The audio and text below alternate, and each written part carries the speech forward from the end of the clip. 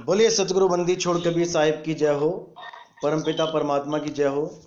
सभी संतों की जय हो। सभी भक्तों की जय हो। साहिब बंदगी। तो जैसा कि आप सब मेरे भाइयों को पता है कि हम लोग जो प्रचार कर रहे हैं वो शब्द गुरु का प्रचार कर रहे हैं। शब्द गुरु की जो महिमा है वो गा रहे हैं। देही गुरु भी जरूरी है और शब्द गुरु अति जरूरी है। देही गुरु तो आपको हर जगह मिल जाएंगे, कोई ना कोई देही गुरु रूप में बैठा ही हुआ है। कहीं ना कहीं किसी भी गली में, किसी भी शहर में आपको हजारों गुरु मिल जाएंगे जो गुरु बन के बैठे हैं और जो परमात्मा का जिक्र करते हैं। लेकिन जब आप वहां पे जाते हो तो वो अपने आप को ही, यानी गुरु को ही, यानी देही गुरु को ही परमात्मा सिद्ध कर देते हैं कि देही गुरु ही परमात्मा है। इस पांच तत्व की देह को नहीं, उस नूरानी स्वरूप को जानो। हमारे ही शक्ल में परमात्मा आएंगे आपको मिलने, आपको बचाने, हमारी ही शक्ल में। तो ऐसे गुरु हजारों हैं। आपने क्या करना है? आपने पहचानना है, भेद करना है शब्द गुरु और देह गुरु में फर्क जानना है। क्या फर्क होता है? जब तक शब्द गुरु और देह गुरु में फर्क नहीं जाना, जब तक बात नहीं बनेगी। जब तक शब्द गुरु की महिमा को नहीं जाना, जब तक बात नहीं बनेगी। देही गुरु तो अनलिमिटेड हैं। आप कितने ही गुरु बना लो। अनंतों गुरु बैठे हैं यहां पे संसार में, अनंतों, जिनका कोई आदि अंत नहीं है भाई। कहीं भी जाओगे, किसी भी धर्म में जाओगे, किसी भी मतांतर में जाओगे, कोई ना कोई गुरु बन के बैठा है जो 100, 50, 1000, 2000 लोगों का गुरु बन के बैठा है। लेकिन शब्द गुरु क्या है? शब्द गुरु 1000, 2000, 50,000, 1 लाख, 2 लाख, 10 लाख, 20 लाख का गुरु नहीं कहलाता है। या शब्द गुरु कोई केवल इंसानों का गुरु नहीं कहलाता है। शब्द गुरु अखिल ब्रह्मांड का गुरु है। शब्द गुरु सब धर्मों का गुरु है। शब्द गुरु हर जीव का गुरु है। शब्द गुरु हर प्रकार के, जितने भी इस दुनिया में किसी भी खानी में कोई मौजूद हो, उन सब जीवों का गुरु है, जो सबकी रक्षा करता है, सबका भरण पोषण करता है। सब जीव उसके बच्चे हैं। वो है शब्द गुरु।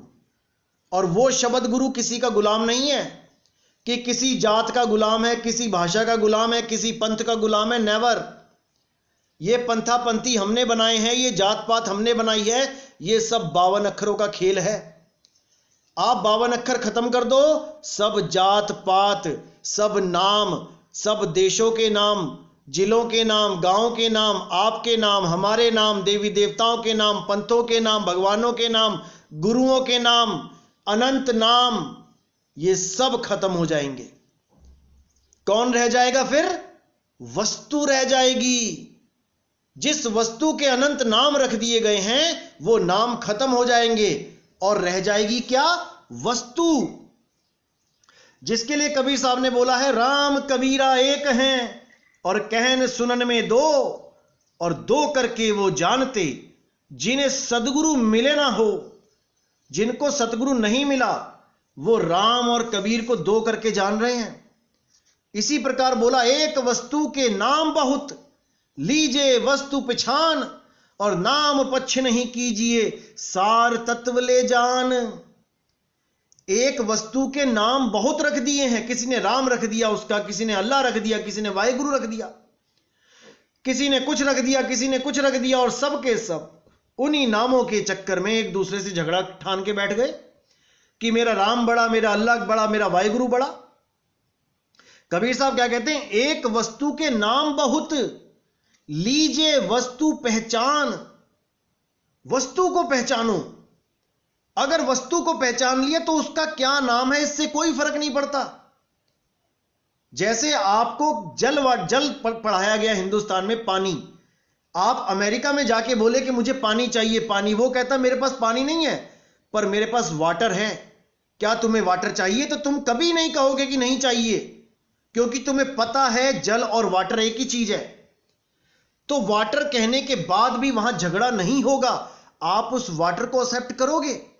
क्योंकि आप पहचान चुके हो कि मेरा जल और इनका वाटर एक है।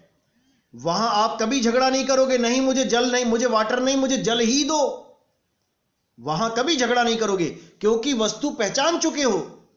इसीलिए तो साहिब कह रहे हैं कि एक वस्तु के नाम अनंत और लीजिए वस्तु पहचान, नाम पक्ष नहीं कीजिए, सार तत्व ले जान। नाम का पक्षपात मत करो कि मेरा राम नहीं बोला जा रहा वहां पे, मैं तो मुसलमान हूं, मेरा अल्लाह नहीं बोला गया इस पंथ में, या सिख कोई कहे कि मेरे वाहिगुरु की जय जयकार नहीं करी। अरे साहिब, बंदगी का मतलब ही यही है।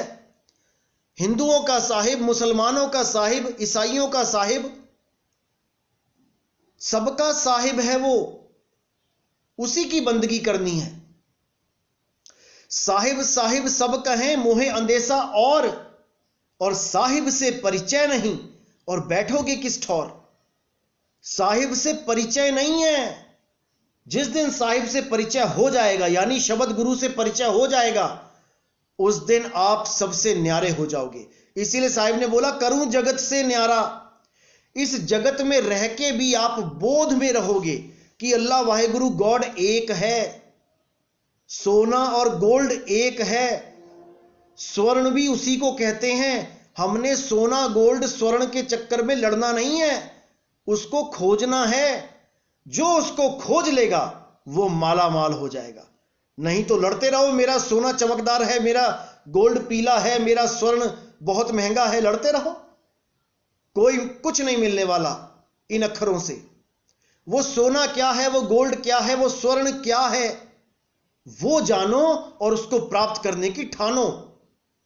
अगर उसको प्राप्त कर लिया तो माला माल हो जाओगे, नहीं तो वही भिखारियों वाला हाल हो जाएगा कि अंत समय में जैसे कुछ नहीं होता अपने पास, तो रोते हुए शरीर को त्यागना पड़ता है, और अंत समय में अगर पूरी नाम की दौलत है आपके पास तो हंसते हंसते इस शरीर को त्यागोगे। इसीलिए साहिब ने कहा राम नाम की लूट है, लूट सके तो लूट, और अंत काल पछताएगा, प्राण जाएंगे छूट। अंत काल में कुछ हाथ नहीं लगेगा, कोई राम राम अल्लाह अल्लाह वाहिगुरु कोई मंत्र आपकी सहायता नहीं करेगा। सब मंत्र फीके पड़ जाएंगे, बस एक ही याद आएगी कि हाय भगवान क्या करूं, कहां जाऊं, क्योंकि हम अपना घर भूल चुके हैं। अगर वो घर हमें याद हो जाए कि मैंने कहां जाना है, तो आप मरने से पहले तैयारी करने लग जाओगे वहां जाने की, और जब वहां तैयारी करने लग जाओगे जाने की, तब आपको कोई भी बंधन में डालने वाला नहीं है। फिर तो आप स्वयं ही जाना चाहते हो, फिर आपको कौन रोकेगा? कोई नहीं रोक सकता। इसीलिए साहिब ने बोला नलनी के सुगना तोहे कौन पकड़ी। अरे नलनी के तोते तुझे कौन पकड़ेगा, तूने खुद उस नाल को पकड़ रखा है। तू खुद नहीं उड़ना चाहता, तूने कस के नलनी को पकड़ लिया है, नाल को पकड़ लिया है, और तू सोच रहा है कि नाल ने तुझे पकड़ लिया। नहीं, हम ही अज्ञानता में जी रहे हैं, हमें ही ज्ञानी होना पड़ेगा, अपने निज घर को जाना पड़ेगा, उसको पहचानना पड़ेगा। अगर निज घर का ज्ञान आपको यहां से जाने से पहले नहीं हुआ तो भूल जाना की मुक्ति होगी, कभी नहीं हो सकती। मरने से पहले मरना पड़ेगा, कईयों बार मरना पड़ेगा, तब जाके वो मृत्यु आपको आनंद देगी, नहीं तो डराएगी।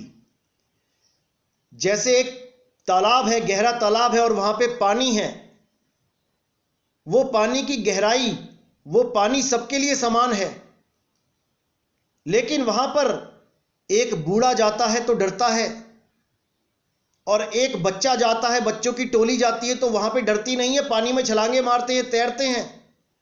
वो पानी दोनों के लिए बराबर है, एक बच्चे के लिए भी एक बूढ़े के लिए भी, गहराई सेम है, लेकिन बच्चे आनंद ले रहे हैं, मजे ले रहे हैं, नहा रहे हैं, और वो बूढ़ा आदमी डर रहा है। पानी एक, तालाब एक, गहराई एक, लेकिन किसी को तो आनंद दे रहा है और किसी को डरा रहा है। क्यों डरा रहा है, किस कारण डर लग रहा है? अज्ञानता की वजह से। उस बूढ़े आदमी को तैरना नहीं आता, इसलिए पानी उसको आनंद की जगह डरा रहा है, भय दे रहा है। और वो जो बच्चे हैं वो निपुण हैं तैरने में, वो पूरा दिन वहां पे छलांगे मारते हैं, उनको उस चीज की आदत पड़ चुकी है, वो तैर तैर के मजे लेते हैं। घर वाले बुलाते हैं आ जाओ, डूब जाओगे, तो उसकी भी परवाह नहीं करते। अरे हमें कौन डुबाएगा, हमें तो तैरना आता है। इसी प्रकार मृत्यु सबके लिए एक सी है। आए हैं तो जाएंगे राजा रंक फकीर, एक सिंहासन चढ़ चले एक बंधे जंजीर। वो सबके लिए एक सी है। लेकिन जो मृत्यु से पहले मरना सीख जाता है उसको तो वो आनंद देती है, और जो नहीं सीख पाता उसको भयभीत करती है। इसीलिए साहिब ने बोला, जिस मरने से जग डरे मेरे मन आनंद, और मरने पर ही पाइए पूर्ण परमानंद। मरने पर ही परम आनंद मिलेगा, लेकिन उसके लिए आपको गुरु धारण करना पड़ेगा, उससे विधि लेनी पड़ेगी, भेद प्राप्त करने पड़ेंगे, तब आप उस काबिल हो पाओगे कि आप मरने की कला सीख पाओ। अन्यथा आप नहीं सीख सकते। और खाली तो शरीर करना ही पड़ेगा, चाहे कोरोना से कर लेना, चाहे कैंसर से कर लेना, चाहे एक्सीडेंट हो जाए तब कर लेना, चाहे आग लग जाए या पानी में डूब जाओ तब कर लेना। शरीर तो खाली करना ही पड़ेगा, इसमें किसी के पास कोई ऑप्शन नहीं है, चाहे वो भगवान परमात्मा को मानता है चाहे नहीं मानता है। मौत सबकी आनी है। इसलिए मरने से पहले इंतजाम कर लो। तुम्हारे भाई बहन, तुम्हारे यार दोस्त तुम्हारी मदद केवल और केवल तब तक कर सकते हैं जब तक तुम भी जीवित हो और वो भी जीवित हैं, जब तक तुम भी स्वस्थ हो वो भी स्वस्थ हैं, जब तक तुम भी किसी बीमारी से अलग हो और वो भी अलग हैं। तुम्हें कैंसर हो गया, ज्यादा से ज्यादा क्या कर लेंगे वो तुम्हारे यार दोस्त, तुम्हारे भाई बहन, तुम्हारे रिश्तेदार? पैसा ही तो लगा सकते हैं, डॉक्टर के पास ही तो ले जा सकते हैं, दवाइयां ही खिला सकते हैं। लेकिन जब शरीर छोड़ना पड़ेगा तो कौन मदद करेगा तुम्हारी? कोई नहीं करेगा। अरे उनको तो अपनी हालत का नहीं पता मेरे साथ क्या होने वाला है। तो नानक साहब यहां कहते हैं, और मुए क्या रोइए जो आपा थिर ना रहा है। जो खुद थिर नहीं है, जिसको खुद अपना नहीं पता कि मेरी मौत कब हो जाएगी, उसका सहारा तुम लेके बैठे हो। तुम अपने मां बाप के सहारे बैठे हो, अपने यार दोस्त के सहारे बैठे हो, अपनी बीवी के सहारे बैठे हो, बीवी पति के सहारे बैठी है। कोई किसी का सहारा नहीं है भाई, केवल परमात्मा ही सबका सहारा है। ये जितने भी मां बाप भाई बहन हैं ये सब किनारे हो जाएंगे। आज तुम्हें कोरोना हो गया, आज तुम्हें किनारे कर देंगे, तुम्हारे कमरे में नहीं घुसेंगे। तो बहुत जरूरी है अपना ख्याल रखना, अपने बारे में सोचना। तुम अपने बारे में सोचना शुरू कर दो। मैं नहीं कहता कि जिम्मेदारियां मत निभाओ, सारी निभाओ, अपने मां बाप की भी निभाओ, अपने बच्चों की भी निभाओ, अपने भाई बहनों की भी निभाओ। लेकिन तुम यहां पे केवल जिम्मेदारियां निभाने नहीं आए, तुम यहां पर जन्म मरण से मुक्ति प्राप्त करने आए हो इस मानुष चोले में। इस बात को मत भूल जाना भाई, नहीं तो जन्म बर्बाद हो जाएगा। सबसे पहला काम है जन्म मरण से मुक्ति। उसके बाद जितना मर्जी पैसा कमाओ, जितनी मर्जी सेवा करो, जितना मर्जी दान पुण्य करो, कोई नहीं रोकेगा। पहला काम है अपनी मुक्ति करना। और वो कैसे होगी? वो बंदी छोड़ शब्द गुरु से होगी। केवल शब्द गुरु ही मुक्ति का दाता है। कोई देही गुरु किसी को मुक्त नहीं कर सकता। वो ज्यादा से ज्यादा परमात्मा से अरदास ही लगा सकता है। इसीलिए साहिब ने बोला, सेवा को दो ही भले, एक संत एक राम, और राम है दाता मुक्ति का, संत जपावे नाम। संत नाम जपवाता है, संत आपको भेद बताता है सही भक्ति करने का, जिसके द्वारा परमात्मा की प्राप्ति हो। उस शब्द गुरु की सही साधना वो संत बताता है। लेकिन मुक्ति कौन देता है? राम है दाता मुक्ति का। वो शब्द गुरु मुक्त करता है। किसको मुक्त करता है?